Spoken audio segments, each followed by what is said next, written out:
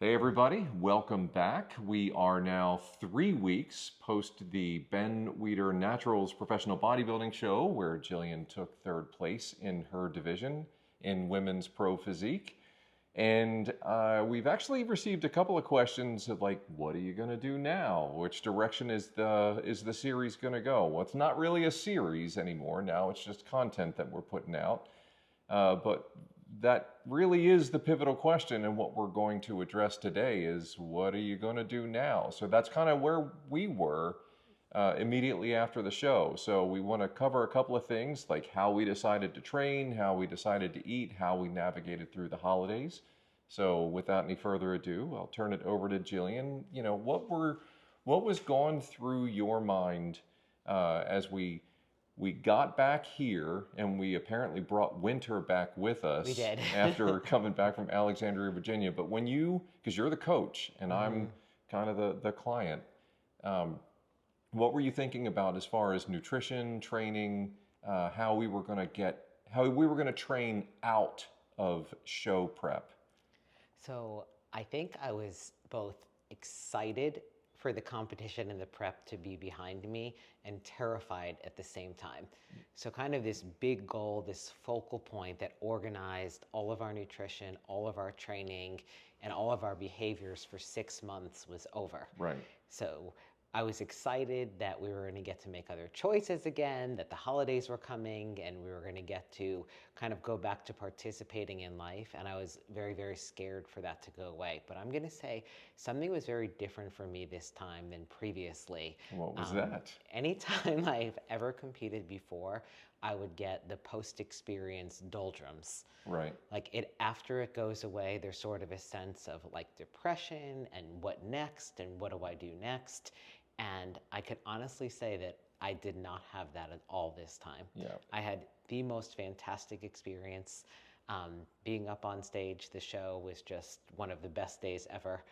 But I did not have this sense of something going away and what next. I kind of had the sense of being excited about new beginnings, about other projects that we were working on, and knowing that even though the show is in the past, that what we had set up in terms of our training, in terms of our nutrition, were behaviors and stuff that we were going to take with us. So I was very surprised not to go into a funk post show or not to be confused about what to eat or not to be confused about how to train. So previously, anytime I had prepped for a show, it was so extreme that as soon as that was over, I wanted to rebel against it and Right. do everything opposite. Yeah, and not to go back and hit something that we covered in the last video, but one of the most frequently asked questions was, what are you going to eat after the Yeah. show? And we covered it in the last one. We just went down to the hotel restaurant and had a standard meal with family and friends, and I think that was probably the best Yeah. thing we could have done.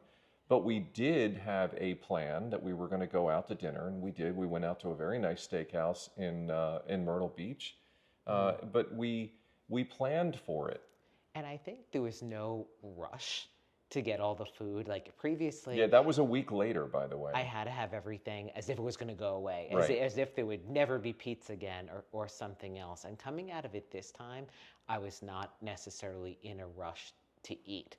And I had not, I mean, a huge part of that was I was not starved. Throughout Right. the entire prep, and we've discussed it over the 10-part series, was that I pretty much existed in a deficit of 10% below what would be my maintenance calories. Without any major food restrictions. Right. So if Right. there was something, if I wanted a version of something done within my macros, like a type of meal, whatever it was, I Right. cooked it and we ate all home cooked food and I wasn't just eating fish and vegetables out Right. of a Tupperware. So there wasn't that sense of get my hands on everything. And another thing was that knew we were coming into the holidays. Yes, we were. We knew we were going up to New York and New Jersey Right. and spending almost a week with family, and which for both of us largely revolves around food. Yeah, the love language is definitely food up It there. is in both of the families between. Two Thanksgivings too, Yeah. because we had one Thanksgiving with my family, and then the very next day, so Friday after Thanksgiving, we had Thanksgiving with Jillian's family, and both were amazing. And we get food in New York City We don't get that we down don't here in North get in Carolina. Eastern North Carolina. So we were looking forward to that. Right. So we game planned for that. So rather than coming out of um, contest prep by doing what is, very popular, a reverse diet, and starting kind of to add calories back, I knew there were going to be these big meals that we had Right. that were roughly 10 days post competition. So what we did was pretty much resume the plan that we were on before the contest prep. Right. And if I Well, needed, not before before, yeah. not before the contest prep, on the contest Right. prep. And if I needed more food, I would just have it, Right. and for me, that often came in adding fat, calories from fat. Right, because if you all remember from the video series, or if you weren't with us on the video series, during the contest prep, Gillian was experiencing just slightly elevated anxiety and a little bit of insomnia, and adding the fat calories Yeah, helped mitigate some of those. it did. And it was relatively small. I would say the daily calories that I added back before the New York trip were probably only in the 200 to 300 range, primarily coming from fats. Right. Things like nut butter, maybe there was a little bit of butter on something, but things like that. And immediately I started sleeping better. Right. And immediately my anxiety dropped. But not only am I going to attribute that to an increase in calories, I think it was also somewhat the show being over. Right. So it took about, first few nights I was still somewhat not sleeping well. bit, It yeah. took about 5 or 6 days. But overall, there wasn't an enormous calorie bump. And we basically game planned the meals that we were going to have. And we came up with a strategy for our trip to New York, which... Right. What was our strategy? One big meal a day. Just limit the air quotes damage to one meal a day. Eat a normal breakfast, eat a normal lunch, because we knew that the dinners were where the magic was going to happen. Like, we rolled into New York City, we rolled into Jillian's parents' house, and they had her dad's, I'm going to go and call them famous, spaghetti and meatballs, and they were amazing.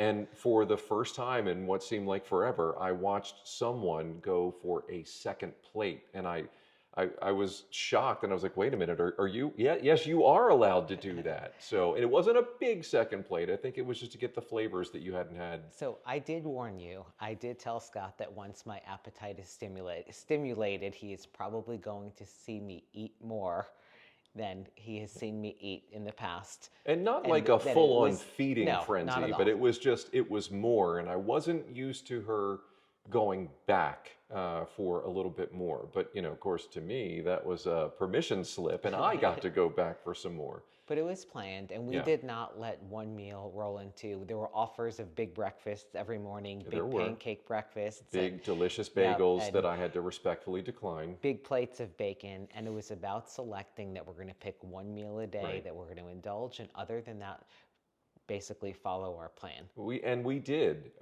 We were there Tuesday, and we left Sunday morning. So Tuesday at dinner through Sunday at breakfast. And I do want to ask you, what did we do? I mean, I know you know, and you all know that I know, but you don't know how we prepared for the trip up and the trip back, because I think that's really where some of the damage happens too. So when we looked at the number of days, we traveled Tuesday and Sunday.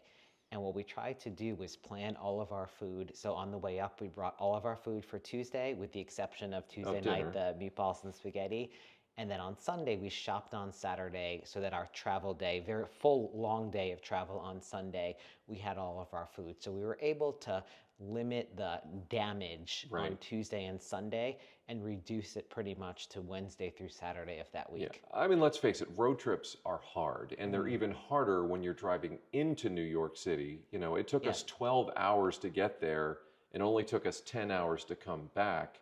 But you get into a bad place, and maybe you push a little too far, and maybe you aren't hydrated, and then you go get gas, and you're like, well, while I'm here, I'm just going to run into the store, and I'm going to grab like a Diet Coke and peanut M&Ms. Not that I know that I've ever done that before, because I always did that. But that starts a spiral, and then you're like, well, maybe I'll just go to McDonald's or Burger King or Wendy's or some fast food restaurant or whatever, and you really start eating a lot more than you are intending to, just because you didn't plan properly. And I think she, as the trip planner, did a phenomenal job of mitigating that. We had fluids for days. We had, seltzers, we had regular water, we had snacks, we had meals Yeah. on the way And up we and on the way maintained back. our regular meal schedule. And one of the things that I like to do when I travel, because you can't just stop all the time. Sometimes there are places around New York that it is not easy to stop. So it Oh, is hard to drink the amount of fluid that we customarily drink. So what I tend to do in terms of our food planning is do a lot of water-rich foods. right. So for that, for us, it's tons of like raw veggie sticks, fruits. Apples, tangerines. Yep. So we make sure that we're getting protein during the day, like a Right. clean protein source, and pretty much water-rich foods, and it helps us throughout the day. Right. So that is one of our key strategy was to reduce the number of days that we were just Right. gonna throw caution to the wind. So we were not gonna do a drive-through, Right. on the way up. Right. And I just want to add one more thing to bookend this conversation. Before we left, she planned the dinner that we were going to have when we got Yep. home, so So that we weren't going to call up Domino's or Yep. Michelangelo's or whoever owes and order a pizza. We So had a healthy prepared meal that was frozen and ready for yeah. us to heat up when we got So I back. did make a chili. I knew that when we got home, we would make a bad choice if we had nothing in the house. So before leaving, I planned for the return meal on Sunday night, and I made sure that I had enough of our regular food in the house on Monday and Tuesday that we didn't make poor choices. Now, Right. this has taken years of cultivating, Yes, it and has. this is what I do for a living. But just a little bit of thought, a little bit of planning, and potentially a lot of preparation, but it can really help blunt some of the potential damage that could happen, whether you're traveling for holidays, traveling for work, or just you're going to be out of your element for a while. And I think the key is that it doesn't need to be perfect, but it's better. So our choice, like we went to the store on Saturday and we got like deli meat, like sliced turkey, and we made wraps with lots of veggies on Right. them. So it may have not been as perfect and as clean as what we would have had at home, but it beats a fast food drive-through. Absolutely. And the other thing we did was, so during my contest prep, I weighed daily. I'm not normally somebody that weighs myself daily, but it was part of the plan. We did get on the scale the morning that we left, and I was getting a relatively daily body weight, and we got on the scale when we returned. And yes, I put on weight. I mean, I had not eaten that way, plus travel, fluids were different, Yep. types of foods, was less fiber in our diet, The higher. workouts were Yeah, different. there was way more sugar, there was more desserts, there were more alcohols. So I left North Carolina that Tuesday morning of Thanksgiving weekend, 129 pounds. And when I returned Sunday night, did not weigh, but Monday morning, I was 135 pounds. And that upset me. I mean, Yep. I was prepared It's for hard. that, and that upset me. And my rational brain knew that I had not put on 6 pounds of body fat in those 6 days. Right. And that there was a lot of fluid and that my body just wasn't regulating in the same way. So, And I know everyone's asking, so 209 to 212, and I also know that no one was asking, but I felt compelled to give my weights too. so it is now. So that was on Monday morning. It's now Friday afternoon. Yep. So my body weight today is 131.4. So I'm roughly up 2.5 pounds from like when I came back from the competition in the last 3 weeks. So we're Right. 3 weeks, and I have 2.5, what I would say, real pounds on me. Right, right. That is a combination of fluid, muscle, body fat, Right. but it is not what I saw on this scale that Monday was not necessarily a true weight. And I think that's something that a lot of people kind of freak out about and struggle with after a vacation, a Right. big weekend, and they put on all this weight. I mean, it is, you have got to eat a lot Yes. if you are going to gain 6 pounds of body fat in 5 days. Right. So, and I'm back down at 210. So I think we've both sort of self-regulated, and I think it was all just through choices, choices throughout the day, and choices to not sustain the holiday lifestyle in daily living. But I think the most important part about that mitigation when we came back was we didn't overcompensate. No. We went back to our norms. So what we did was we resist the urge to be like, I'm just not going to eat. I need to get this weight off. I'm going to go on an all liquids diet, or I'm not going to eat carbs. We literally just went back to what we were doing before. Right. That's the nutritional amnesia that we've talked about in previous videos. What you have eaten, you have already eaten. Yeah.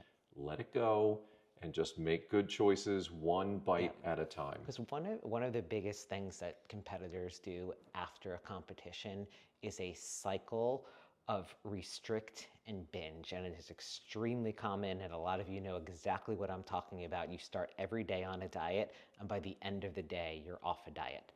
So that restriction, and your body, once you start giving it more, it wants a little bit more. Right. And your body doesn't want to stay there. So for me, I'm going to spend the next several months finding the place that my body is at. So I'm at like 130 pounds right now, which is about 18 to 20 pounds lower than where I've sat for most of my adult life. Right.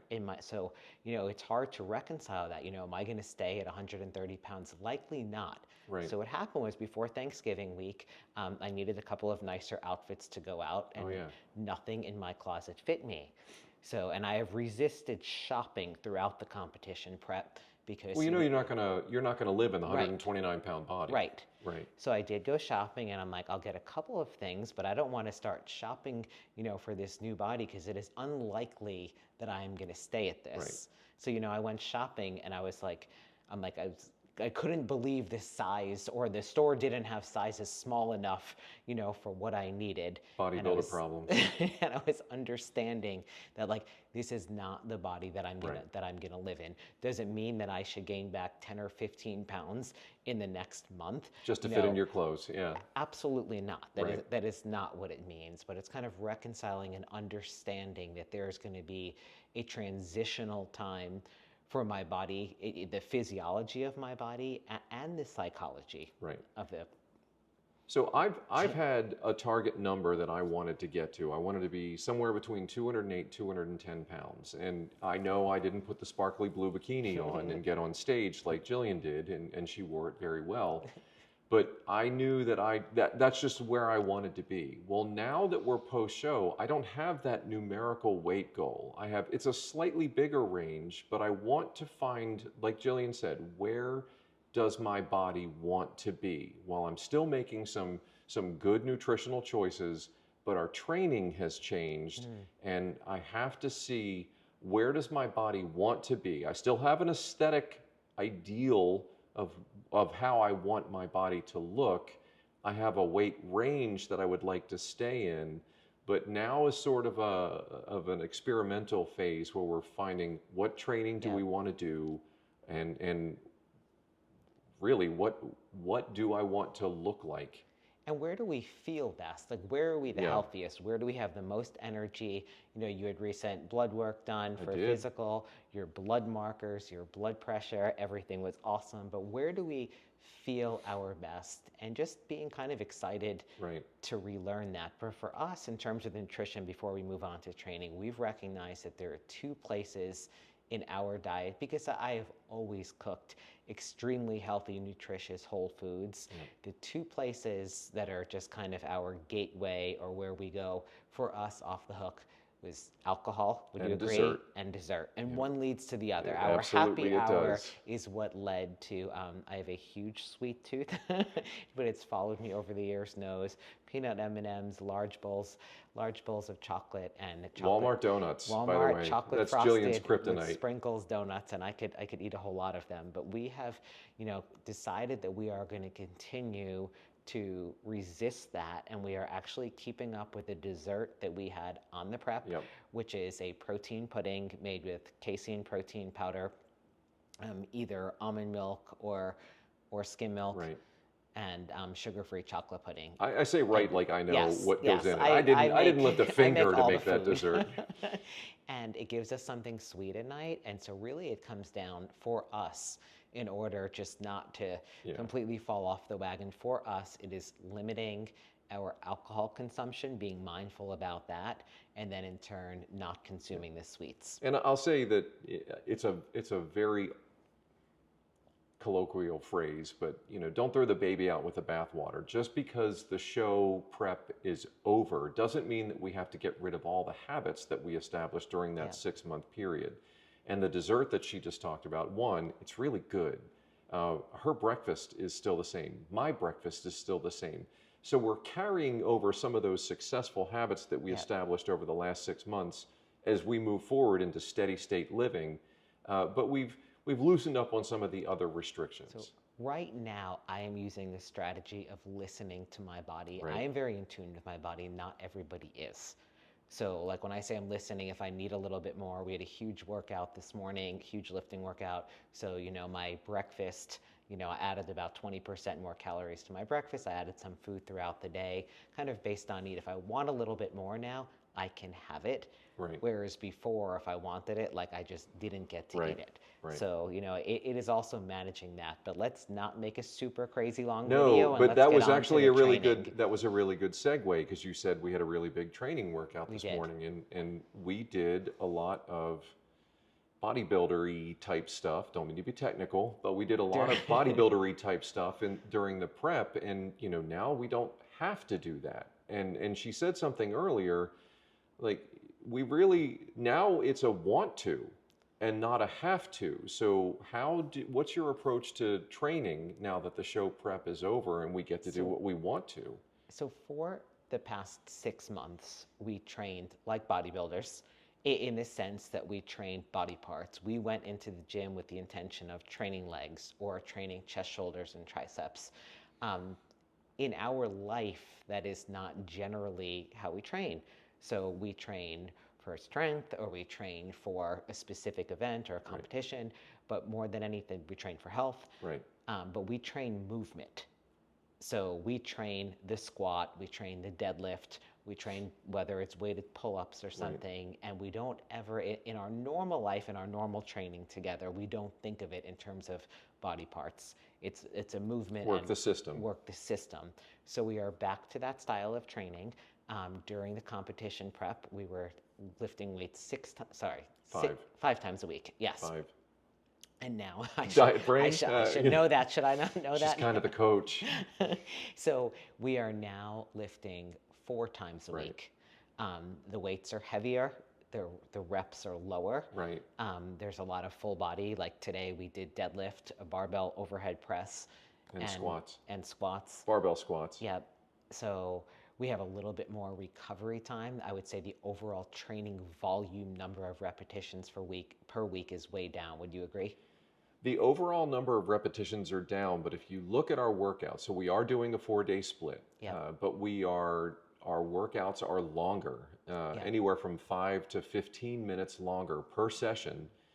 And then we don't take off on that. So we work out Monday, Tuesday, Thursday, Friday. Wednesday, we do a longer walk in the morning with Hank, who's right down there. And then we always do an evening walk. And then now we get to string together both Saturday and Sunday as recovery days where we do, again, more of the Wednesday style walking. And that's when I get to do the other things that I enjoy, whether it's gymnastics or yoga or some of my aerial skills. But I think I'm enjoying the flexibility of it. Right. I'm enjoying pursuing, the form of the movements, and I think having the pressure off. So for 6 months when I was in the gym and training, I visualized the muscles that I was working. So if I was doing a leg exercise, I would visualize my quads, visualize my hamstrings, and that was sort of my mental construct. Right. I am back to visualizing more than anything else, like the model of the movement. Right. So when I am squatting, I am thinking about using the entire system together, visualizing a perfect squat, not about feeling it in one particular place. And it's not a right or wrong. This is just the type of training that we enjoy most. And for me, there's sort of a need. This is helpful for recovery. Right. And there's 2 things I want to throw in there. So first off is I never thought I could miss a 45-pound hunk of metal shaped in a bar. And I did. I missed the barbell. And it's great to be able to bring that back into the workout because, I mean, it's really our foundation. Yeah. And the second thing is really important, and I've completely forgotten what it was. So I'm just going to turn it back over to Gillian. She's going to say some things, and I might think about it about 2 or 3 o'clock in the morning. Be like, oh, hey, that's what I wanted to say. I'm going to say that this competition experience changed me in such a positive way how I view things. Right. I was at my strongest probably more than 10 years ago. So in terms of my peak of physical strength, what I could do with a barbell. You know, as I had transitioned into bodybuilding, I walked a little bit away from powerlifting, but I was probably between 2012 and 2014 or 15 at my strongest. And I've never hit those numbers again in the gym. And for many years, you know, when I was working with the barbell, I would just get down on myself because, like, why am I even bothering? You know, I'm in here squatting 225 and I used to squat 400 pounds. What am I even doing? And I did not derive the fulfillment out of the lifts because I would compare it to what I used to be able to do. And that actually really reminded me of what point number 2 was, but I'm going to let her finish her thought. And what's different now is I am getting joy from doing the movement. I recognize now I haven't trained heavy for the purpose of being as strong as I could for over 10 years. I can't expect now at 47 years old, and I have not trained for 1 rep maxes like that, where that's what I did, to hit numbers that I did at 35 when that's all that I did. So now I'm able to derive satisfaction even lifting a much lighter barbell, which is heavy for me, and not compare myself to something previous. So I think that was something that has come out of the last 6 months for me that is so positive. So what I was going to say was that barbell that I've missed, and we've talked in a completely different series of videos where I talked about chasing numbers, and you know, used to be I was chasing a 500-pound deadlift. Well, now I'm chasing blood values and blood pressure that is in the healthy range. And missing the barbell, I was kind of scared to get back into it because I didn't know what I was going to chase. And really, the bodybuilding training that we did taught me how to make something light feel heavy. Yes. And I am able to focus on the movement, focus on, you know, the pattern that I'm supposed to be following, the model, and just being very deliberate. And I can make a 185-pound squat feel much heavier than 185 pounds just by focusing on it. And going back to don't throw the baby out with the bathwater, one of the things that we both did a little bit more during the prep, although you saw a lot more of Gillian's, was filming the workouts. And now that we're moving back into the barbell, I am able to film myself, watch my form, and really I can visualize what it is that she's saying a little bit better because I can see it as well as hear it when she's coaching. So there have been so many lessons that we're able to pull with us from this prep that really will shape the way that we move forward. Your form has improved so much. So your high praise coming from her. It is your form. I mean, there are a lot of good things, and we will do this style of training for as long as it brings us joy. Right. And I know we have talked about it previously, but when we start not looking forward to workouts, or fearing the workouts, or you know, just like not really wanting to go in there, then what we do is we have a conversation and we pivot. We know that we are always going to train in some capacity, that there is value from all kinds of exercise, that we are going to go through seasons in training the way we do seasons in life. You know, we will talk about in upcoming videos about our years in Vermont and what that looked like in terms of training. Right. So yeah, I missed the barbell, but there's going to come a point, I know, because we've been down this road before, there's going to come a point in time where I don't want to touch the barbell. And that's the beautiful part of the communication that we have, is I can tell her this is more of a have to than a want to, and we'll figure it out from there. Yeah. So, all right, well, we are now double what we wanted to do for the target length. 15 minutes, yeah, didn't 15 we? minutes is just not going to happen. It's not on the cards. But I will say, so moving forward, one of the things, we're not going to completely get off of the show because we want to explore some of the topics that can come out of it. And we want to explore some new stuff too. But I think in one of the upcoming videos, we're going to talk about, you know, me and how do I derive satisfaction supporting her in what would be considered a singular pursuit, and how we navigated the relationship in that way, along with a whole variety of other topics, to include, again, updates on some of the future things that Gillian's going to be working on. So we're both going to stare at each other awkwardly and try to figure out how to transition out of this video. So is there Anything else you wanted to say? We're going to say thank you because everyone has sat through 30 minutes of this. 29 minutes and 37 seconds. At We'll least see we if we hope can they get out by didn't shut 30. us off. Yeah. All right. Well, as always, hopefully you enjoyed this content. If you have any questions you want us to address, please drop it in the comments. And like and subscribe. If you want to get notifications, click on that bell. And if you think of somebody that might benefit from the things that we've rambled on about, hit that share button. All right, we're going. Until next time, we wish you all very happy holidays. You can tell there's some decorations up here. And, oh, dear Lord. Bye. Love you. Mean it. Bye.